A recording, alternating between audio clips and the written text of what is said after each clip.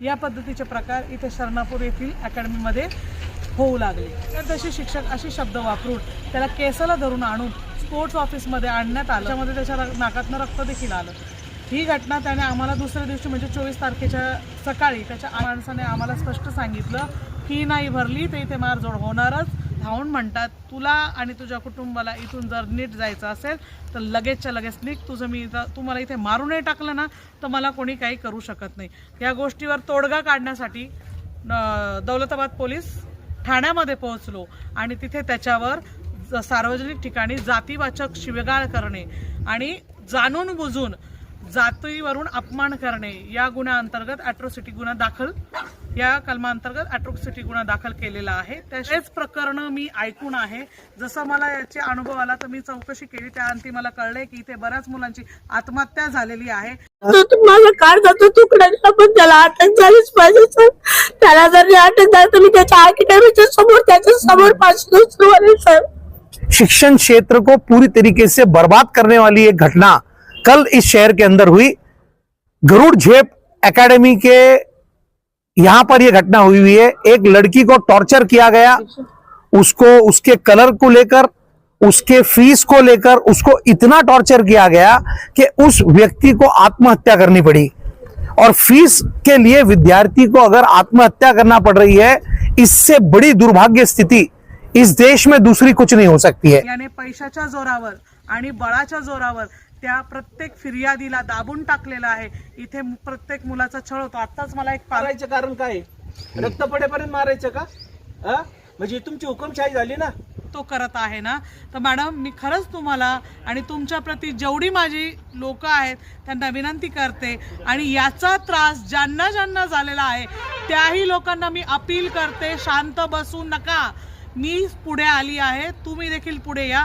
Police प्रशासन आपल्या मदतीसाठी आहे। मी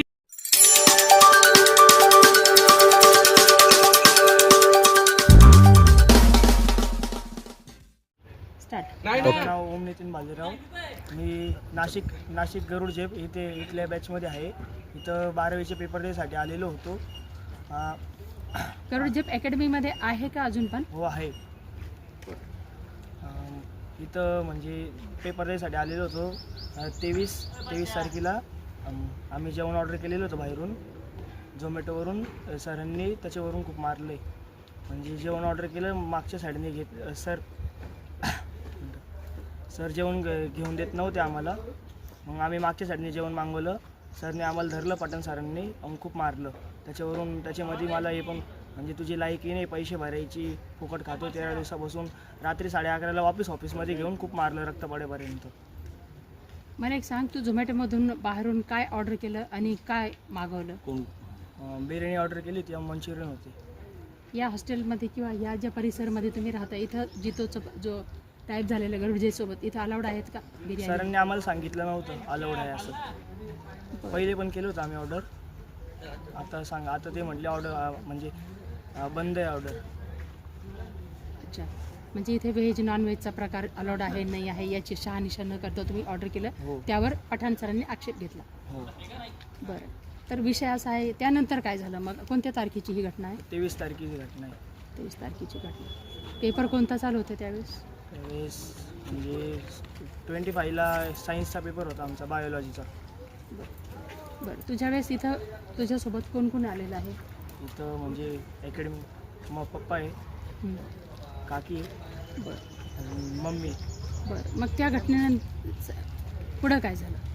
पुढे सकाळी रात्री माझ्या नाकातून रक्त अर्ध्या घंट्यापर्यंत येत होतं। मग मला चक्कर येत होती, बेडमध्ये गेलो आणि झोपून घेतलं। सकाळी पप्पाला कॉल करून बोलून घेतलं। सकाळी 7 ते 8च्या दरम्यानमध्ये कॉल केला घरी। मारहाण करणारे किती लोक होते? 3 जण होते। कोण कोण? Pathan sir, Swapnil sir, Abhijit sir. अजून काय काय बोलले? म्हणजे खूप गाणगाण शिवायले आई बहिणीवरून। म्हटले तुझी लायकी नाही मेस पे भरायची। शिवीगाळ झाली। हो। कुठे कुठे मार लागलेला आहे? डोक्याला लागलेला आहे मार, पाठीला लागलेला आहे। इथं PSCच्या पाईपने मारलं, इथं PSCच्या पाईपने मारलं जाऊन पायाला, इथं पोटरीवरती मारलं। वरण आहे काही निशाण आहेत का? निशाण नाही।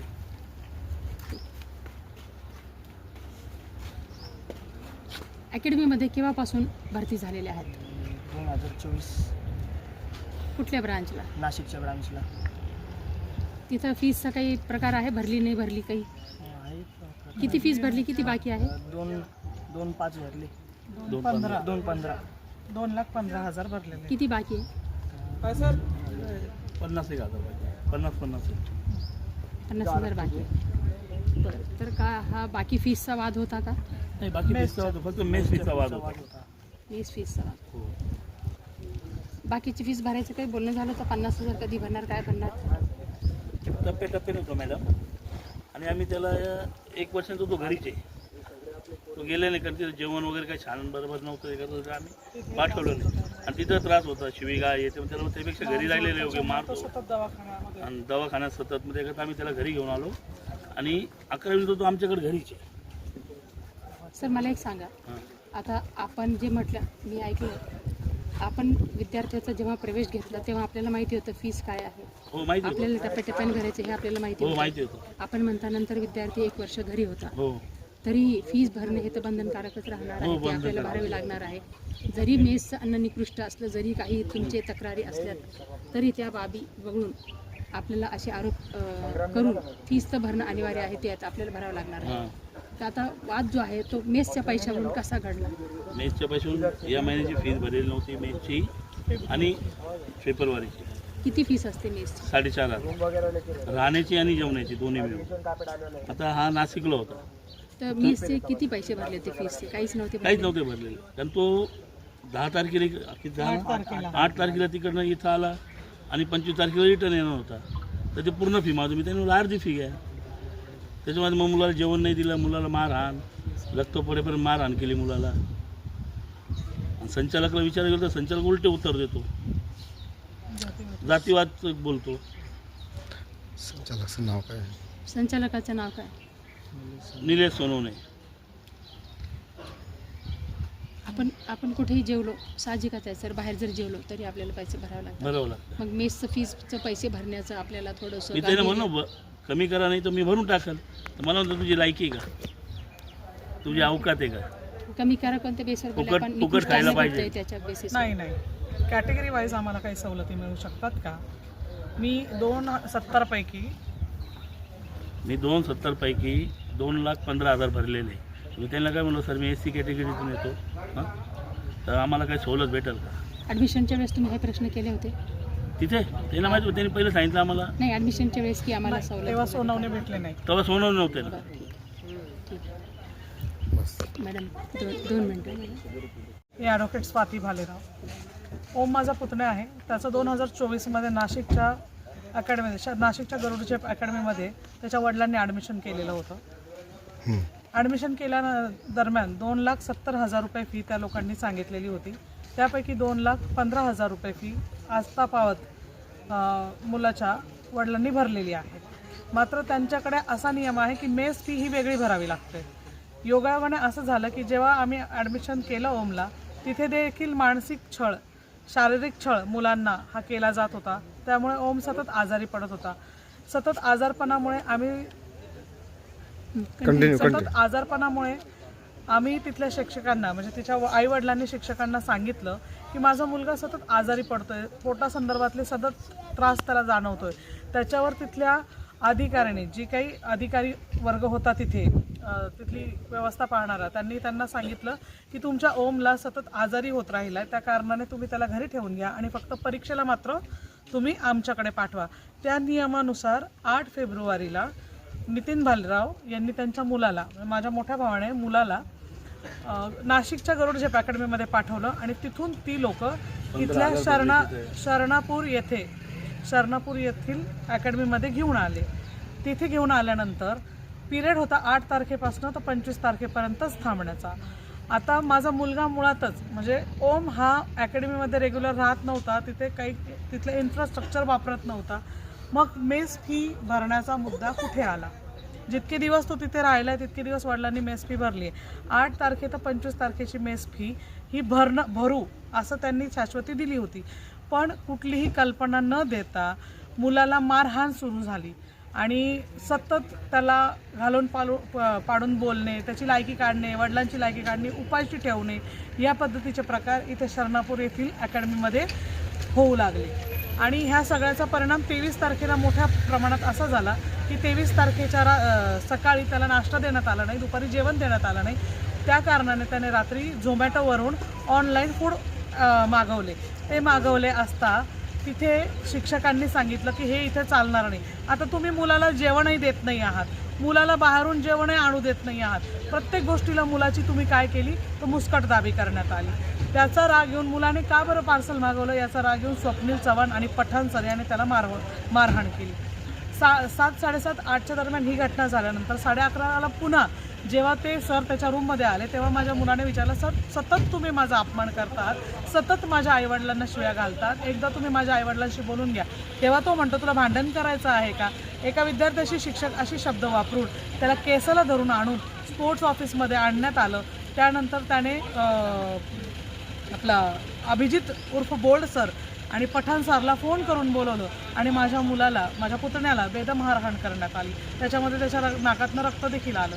ही घटना त्याने आम्हाला दुसऱ्या दिवशी म्हणजे 24 तारखेच्या सकाळी त्याच्या आईला फोन करून कळवली. आम्ही लगोलग आमचं कुटुंब इथे दाखल झालं. इथे दाखल झाला असताना निलेश सोनवणे, महाभामटा, आणि मी म्हणणारच नाही तो शिक्षित आहे, अतिशय नीच माणूस, त्याला आम्ही भेटलो. त्याला आम्ही सांगितलं की तुझ्या शिक्षकांनी कोणत्या नियमाने माझ्या मुलाला मारहाण केलेली आहे, समजा जरी पार्सल मागवले तर हा कुठला गुन्हा झालेला आहे. त्याच्यावर तो माणूस म्हणे फी भरली नाही तर मारहाण होणारच, फी भरून टाका. त्याच्यावर माझे भाऊ त्यांना म्हटले की निलेश सोनवणे साहेब, आपण पहिल्यांदा भेटतो आहोत, मला सांगा तुमच्या नियमाप्रमाणे मी 2,15,000 रुपये आत्तापर्यंत तुम्हाला दिलेले, याशिवाय माझा मुलगा माझ्या घरी राहतोय, मग तुम्ही मला, मी SC कॅटेगरीचा आहे, मला काही कन्सेशन देता का. ती कन्सेशन मिळालं तर मला जरा सोपं पडेल. त्याच्यावर तो म्हणे तुम्हाला सतत फ्री खाण्याची सवय लागलेली आहे. त्याचं काय वक्तव्य होतं, तुम्हाला सतत फ्री खाण्याची सवय लागलेली आहे. त्याच्यावर माझे भाऊ बोलले की सर तोंड सांभाळून बोला.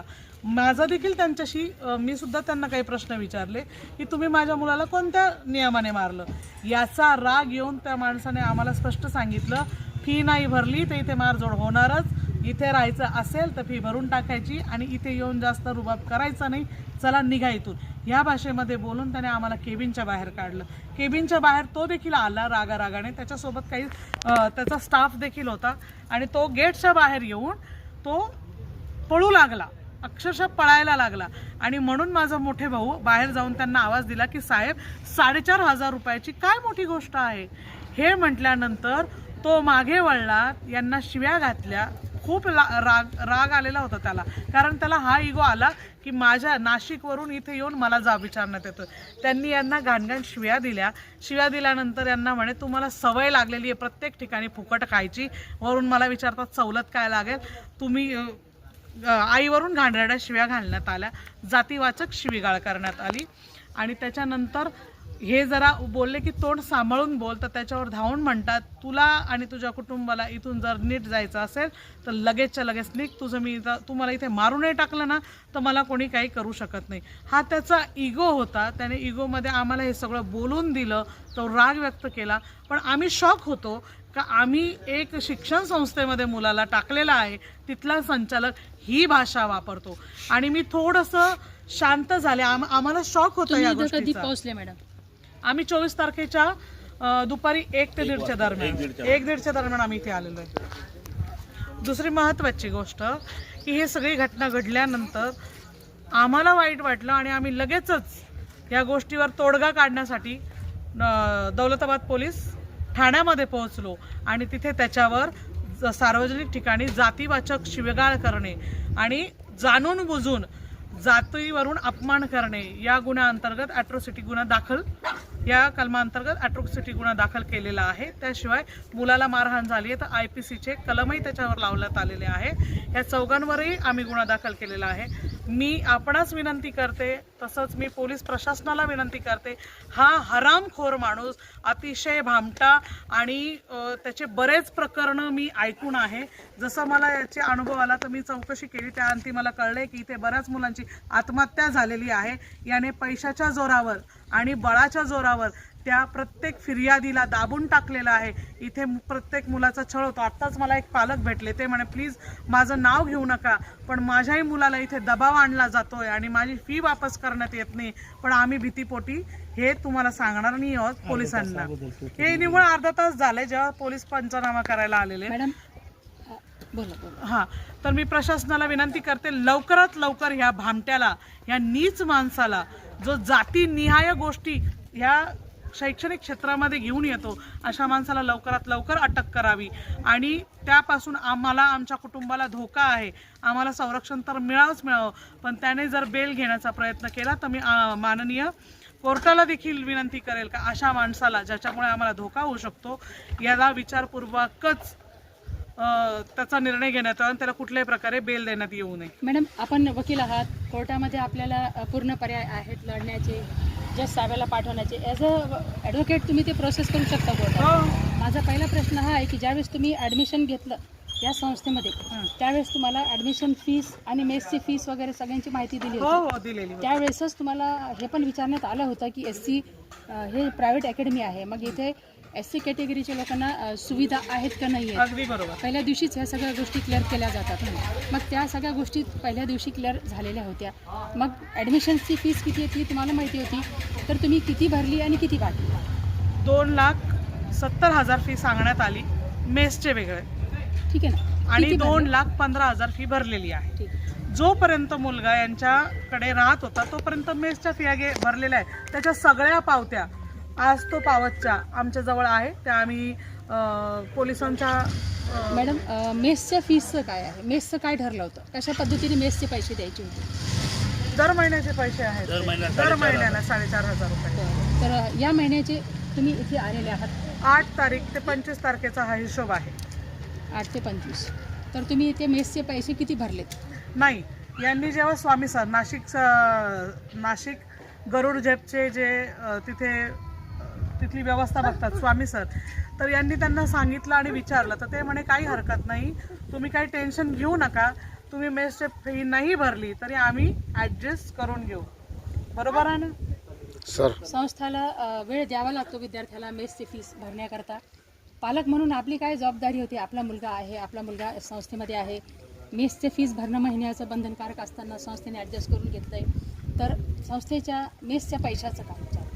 मॅचचे पैसे त्यांचे जे आहे ते मी ते देणारच होतो, पण मॅचच्या पैशाकरता कोणाला मारहाण केली पाहिजे का? नाही, आपण त्याकरता जेवणा पुढाकार मला घेतला एक का? प्रश्नाचं उत्तर द्या मॅडम. वेळ मागून घेतली होती. वेळ मागून घेतली होती, त्याच्यानंतर तुम्ही कोणाला उपाशी ठेवू शकता का शाळेमध्ये किंवा हॉस्टेलमध्ये?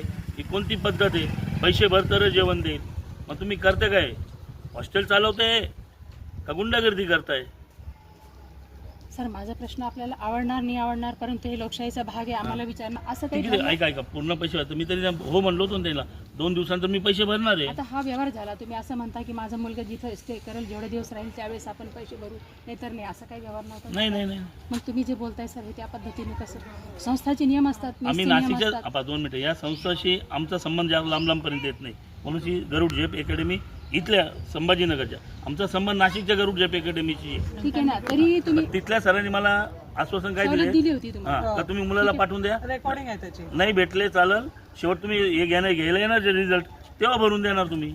ठीक आहे ना सर, माझं काय म्हणणं पडलं, मी हे नाही म्हणत की तुम्ही संभाजीनगर गरुड झेपचे, तुम्ही गरुड झेप नाशिकचे आहात, तिथल्या मेसवाल्यांनी तुम्हाला सवलत दिली होती, ठीक आहे, जी काही सवलत दिली, तरी तुमचं एक पालक या नात्याने जबाबदारी जे काही होती, कारण आपला मुलगा जर ज्या संस्थेमध्ये उभा आहे, माझा मुलगा, मला मेसचे पैसे भरणं आहे गरजेचं आहे, कारण आताच आपण मीडियासमोर बोलत आहात की मी अजून पैसे भरले नाही, मग यांनी मी वेळ मारहाण- असं बोला मग. माझ्या मुलाला जर मारहाण नसती केली मी पैसे भरले असते मॅडम, तर मला मुला नाही सर, ऐका तुम्ही आता काय म्हणले? 100 रुपये मी माझ्या मुलाचा फोन आला का पप्पा फीसाठी त्रास देत आहे, तेव्हा मी माझ्या मुलाला बोललो मेसचे फीस मॅचच्या फीस, त्याला म्हणलो मी 24 तारखेला भरून देणार आहे, पण त्यांनी 23च मारहाण केली मुलाला खूप. अच्छा.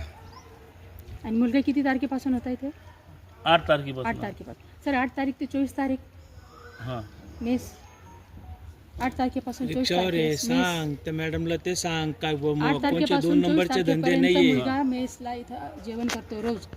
तर मग त्याकरता तुमची जबाबदारी 8 तारखेपासून 24 तारखेपर्यंत ते थांबले, तुम्हाला सवलत दिली, हां. त्या दरम्यान आपण काहीतरी पॉझिटिव्ह अप्रोच दाखवला का? स्वामी सरांशी बोलणं झालं. मग त्यांच्या नाशिकच्या सरांशी बोलणं झालं होतं मग या काय सांगितलं त्यांनी तुम्हाला? या संस्थेशी आमचं बोलणंच नाही मॅडम. बरं, स्वामी सर नाशिकवाले ते काय बोलले? ऍडजस्ट करून. ते बोले ना ठीक आहे तुम्ही मुलं पाठव तर मी मेस चालू राहील. तुम्ही सरांना कोऑर्डिनेट करून नाही सांगितलं का की स्वामी सरांनी असं म्हणलं आम्हाला मेसच्या संदर्भात? सर याच्यात ऐकून स्थितीत नव्हता तो व्यक्ती. हे काय स्वामी सरांचं इकडचे रेकॉर्डिंग आहे इथले. तुमच्याकडे? हां स्वामी सरांचं रेकॉर्डिंग आहे ना? रेकॉर्ड ती क्वार्टर साजरी करणार आम्ही. हा, ठीक आहे, ओके. पूर्ण नाव सांगा सर तुमचं. नितीन सुरेश बालेराव. सवलतचा जर त्रास होता, हा ब्रँच आमचा नाही, त्या ब्रँच आहे, त्या ब्रँचच्या सरांशी यांनी बोलणं केलंय. त्या ब्रँचची सरांची जबाबदारी त्यांना सांगायची. ठीक आहे, त्यांनी नाही सांगितलं, यांनी ॲक्शन घेऊन टाकली. मग एक दिवस थांबू शकत नव्हते. बरं ठीक आहे, जेवण नाही द्यायचं, मारायचं कारण काय? रक्त पडेपर्यंत मारायचं का? म्हणजे तुमची हुकुमशाही झाली ना. तुम्ही ही फक्त प्रॉपर्टी केलेली आहे, या संस्थेने फक्त प्रॉपर्टी केलेली आहे. 1.5 लाख रुपये एकरीनी जागा घेतलेली आहे. आज याचे 5 आणि 7 करोड रुपये एकरी चालू आहे. यांना आजही बंद झाले, त्यांची प्रॉपर्टी झालेली आहे. यांच्या बापजाद्यांनी एवढं कमवून नाही ठेवलेलं, हे फक्त या विद्यार्थ्यांच्या जीवावर झालेलं आहे. आणि याच्या अगोदर इथं खूप कांड झालेले आहे. पण काय आहे, यांचे राजकीय क्षेत्र असल्यामुळे, कॉन्टॅक्ट असल्यामुळे मग हे दबून नेतात. नाही तर त्या विद्यार्थ्याच्या घरी जाऊन दम द्यायचा, पैसे द्यायचे. हा नालायकपणा आहे याचा. याला कोणी भेटलं नसेल की नसेल, पण आम्ही सांगतो याला झुकव, याच्या भोवती त्रास करणार म्हणजे करणार, ॲट्रॉसिटी दाखल होणारच आणि झालेलीच आहे. आणि मॅडम एक शेवटचा प्रश्न, जे प्रश्न जसं तुम्ही मला वेळ नव्हतं का, ऐका ना मॅडम, सर, yes. बारंबार एकच प्रश्न विचारला, तुम्ही फी का नाही भरली, तुम्हाला टाइम दिला होता. सर, असाच प्रश्न partially ऐका ना, दोन्ही बाजू दोन आम्हाला मिनिट ऐका मांडाव्या ना. लागतात. अशी माझी अपेक्षा तुमच्या न्यूज कड की त्याला हा प्रश्न करा की माझ्या मुलाचं रक्त पडलं, हे रक्त का पडलं, तुला हक्क आहे का रक्त पाडायचा, हा प्रश्न तुम्ही करा ना. आम्हाला ते लाईव्ह दिसलं पाहिजे, तुम्ही असं विचारलं. ठीक आहे सर, मला एक, आपले जेवढे पुरावे आहे एक सर, मिनिट आपण मॅडम. नंतर मॅडम, करू. तुम्ही खूप सुंदर प्रश्न विचारले आणि हा तुमचा भाग आहे. पण जसं तुम्ही म्हटले की जर तुमचा मुलगा तिथे जेवण करतो आहे तर हे आमचं पण जबाबदारी आहे की आमच्या मुलाचे पैसे भरणं. पण जेव्हा जेव्हा आमचा मुलगा तिथे राहिलेला आहे तेव्हा ना आम्ही पूर्ण पैसे भरल्याच्या पावत्या आमच्या जवळ आहे. आता यांचा जो संपर्क येत आहे शरणापूर अकॅडमीचा, हा 8 तारखेपासून ते 25 तारखेपर्यंतचा होता.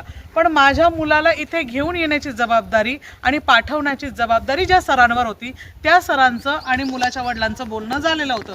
आणि हे त्या संबंधित शिक्षक सरांना माहीत होतं, स्वामी सर, की आपण या मुलाला स्वतःहून घरी पाठवलेलं आहे आणि याची 2,70,000 पैकी 2,15,000 फी ऑलमोस्ट आपल्याजवळ आलेली आहे. असं नाही आहे की आम्ही फी भरलेली नाही. मात्र जर 3 वर्षाची फी 2,70,000 होते तर माझा मुलगा 2024 पासून निवळ 6 महिने यांच्या अकॅडमीमध्ये राहिलेला आहे नाशिकच्या, आणि त्यांनी त्याला फक्त परीक्षेला इथे बोलवलेलं आहे. मग आता मला सांगा, जर 3 वर्षाच्या कालावधीमध्ये 6 महिने मुलगा त्यांची प्रॉपर्टी, त्यांचा इन्फ्रास्ट्रक्चर वापरतो आहे आणि त्याची किंमत त्याचे वडील 2,15,000 देत आहेत, तर मला सांगा याच्यामध्ये पैसे कमी कुठे पडले? आणि जो विषय आहे आजच्या मेसचा म्हणजे फेब्रुवारीच्या पैशाचा, तो ऑलरेडी नाशिकच्या लोकांशी बोलणं झालेलं होतं. याची कल्पना जर निलेश सोनवणेने घेतली नसेल तर ही निलेश सोनवणेची जबाबदारी आहे. आणि हा काळा बाजार जो तो करत आहे ना, तर मॅडम मी खरंच तुम्हाला आणि तुमच्या प्रती जेवढी माझी लोक आहेत त्यांना विनंती करते, आणि याचा त्रास ज्यांना ज्यांना झालेला आहे त्याही लोकांना मी अपील करते, शांत बसू नका.